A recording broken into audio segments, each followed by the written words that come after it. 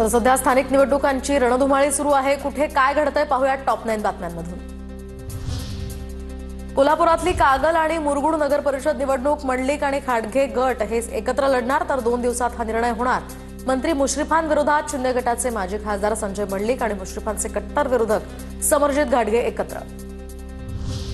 कोल्हापूर जिल्ह्यातल्या जयसिंगपूर नगराध्यक्ष पदासाठी संजय पाटील यड्रावकरांनी केला उमेदवारी अर्ज दाखल। माजी नगराध्यक्ष आणि आमदार राजेंद्र पाटील यड्रावकरांचे ते बंधू महायुतीतले घटक पक्ष आणि यड्रावकर गटाकडून बाईक रॅली काढत शक्ती प्रदर्शन। सटाणा नगराध्यक्ष पदासाठी मोठी रस्सीखेच सुरू। नगराध्यक्षपद महिला राखीव असल्यामुळे महिलांची या ठिकाणी जोरदार तयारी। तर भाजपकडून रुपाली कोठावदे यांच्या नावाची सर्वाधिक चर्चा, तर माजी नगराध्यक्ष सुनील मोरे यांच्या पत्नी योगिता मोरेंचंही नाव स्पर्धेत। धरणगावच्या नगराध्यक्ष पदासाठी महायुतीकडून वैशाली भावेंच्या नावाची अधिकृत घोषणा। महायुतीच्या कोर कमिटीनं पत्रकार परिषद घेत वैशाली भावे यांच्या नावाची घोषणा केली। भंडाऱ्यामध्ये नगराध्यक्ष पदासाठी महिला उमेदवारांमध्ये लढत, तर नगरपालिका निवडणुकीसाठी काँग्रेसकडून जयश्री बोरकर तर भाजपकडून मधुरा मदनकर मैदानात। भंडाऱ्यामध्ये ठाकरेंच्या शिवसेनेची स्वबळावर लढण्याची तयारी। प्रदीप खोपडे यांचा इशारा। ठाकरे बंधूंचा ब्रँड ताकदीवर मुंबई महापालिकेमध्ये झेंडा फडकवणार, खोपडेंचं वक्तव्य। वाशिम जिल्ह्यामध्ये नगरपालिका निवडणुकीत शिंदेंच्या शिवसेनेला खिंडार। खासदार संजय देशमुख यांच्या उपस्थितीमध्ये 30 कार्यकर्त्यांचा ठाकरेंच्या सेनेत प्रवेश। कारंजा शहरामध्ये ठाकरेंच्या सेनेची ताकद वाढणार।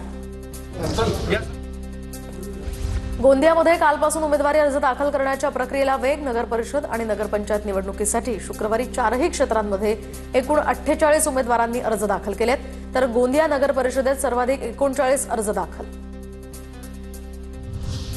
बारामती नगराध्यक्ष पदासाठी बसपाचे उमेदवार काळूराम चौधरींचा प्रचार सुरू। प्रत्येक कुटुंबाला 10,000 आणि मागेल त्याला 1 BHK देण्याचं आश्वासन।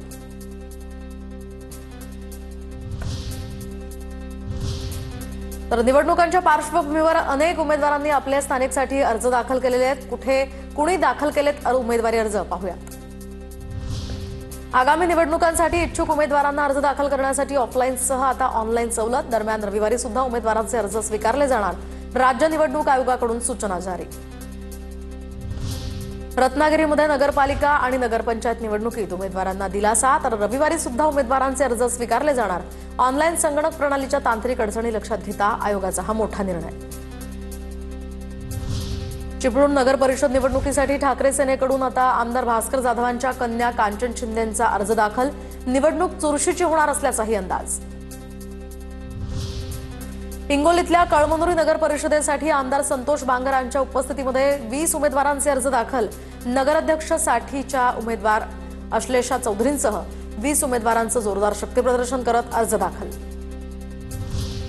नंदुरबार शहादा नगरपालिकेसाठी अजित पवारांच्या राष्ट्रवादीचे उमेदवारी अर्ज दाखल। शहरामध्ये शक्तीप्रदर्शन करत 27 उमेदवारांनी अर्ज दाखल केले। धाराशिवच्या परंडा नगर परिषदेसाठी 5व्या दिवशी 3 उमेदवारी अर्ज, तर जनशक्ती विकास आघाडीकडून 2 आणि शिंदेंच्या शिवसेनेकडून 1 उमेदवारी अर्ज दाखल। भुसावळ नगर परिषदेसाठी संजय सावकारेंच्या पत्नी रजनी सावकारेंकडून नगराध्यक्ष पदासाठी अर्ज दाखल। भुसावळ नगर परिषदेच्या नगराध्यक्ष पदासाठी हा एकमेव अर्ज। लातूर जिल्ह्यातल्या रेणापूर नगरपंचायत निवडणुकीमध्ये महाविकास आघाडीत फूट, तर काँग्रेससोबत न जाता शरद पवार गटानं वेगळं पॅनल तयार करून 17 जागांसाठी 12 उमेदवारांचे अर्ज भरलेत। इंदापूर नगराध्यक्ष पदासाठी राष्ट्रवादीकडून भरतशेठ शहांचा उमेदवारी अर्ज दाखल, तर उद्या कृषी मंत्री दत्तात्रय भरणे यांच्या उपस्थितीमध्ये दुसरा अर्ज दाखल होणार।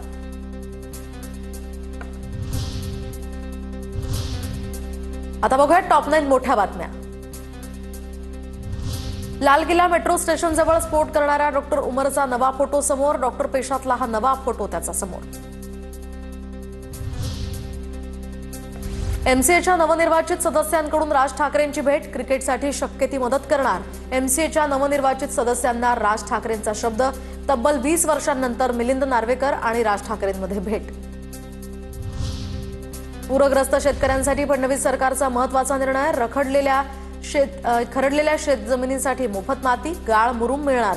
महाराष्ट्राच्या महसूल विभागाचा हा मोठा निर्णय। जमीन पुन्हा लागवडी योग्य आणि सुपीक करण्यासाठी शासनाचा निर्णय। लालपरी लवकरच नव्या वेळापत्रकानुसार धावणार. एसटी महामंडळाच्या बस गाड्यांच्या वेळापत्रकात बदल केला जाणार. 1 जानेवारीला नवं वेळापत्रक जाहीर होणार. नागपूर हिवाळी अधिवेशनासाठी विधिमंडळ सचिवालयाचं कामकाज 28 नोव्हेंबरपासून सुरू होणार. अधिवेशन संदर्भातील व्यवस्थेचा आढावा घेतला जाणार. राज्यातील लोकप्रतिनिधी, आमदार, खासदारांविरुद्धचे कौटुंबिक हिंसाचार, लैंगिक अत्याचार, हत्या प्रकरणातले एकूण 488 खटले प्रलंबित. राज्य सरकारची मुंबई उच्च न्यायालयात या संदर्भात माहिती. गोवा आणि दीव दमणचाही यामध्ये समावेश. सरकारी जमिनीची दस्त नोंदणी नाकारा. निबंधकांसह जिल्हा निबंधकांच्या सूचना. मुद्रांक आणि नोंदणी शुल्क विभागाचा हा मोठा निर्णय. मी मुलीचं लग्न साखरपुड्यापेक्षा सुद्धा मोठं करणार. कीर्तनकार इंदोरीकर महाराजांच्या मुलीच्या साखरपुड्यानंतर सर्व स्तरातून टीका होत असताना या ठिकाणी टीका करणाऱ्यांना इंदोरीकर महाराज यांनी उत्तर देत ते भडकले. विरार चर्चगेट लोकलमध्ये मराठी हिंदी भाषा वाद. धक्का लागल्यामुळे प्रवाशांमध्ये बाचाबाची. किरकोळ वाद मराठी भाषेपर्यंत पोहोचला. व्हिडिओही व्हायरल. आता बघूया टॉप 9 महत्त्वाच्या बातम्या.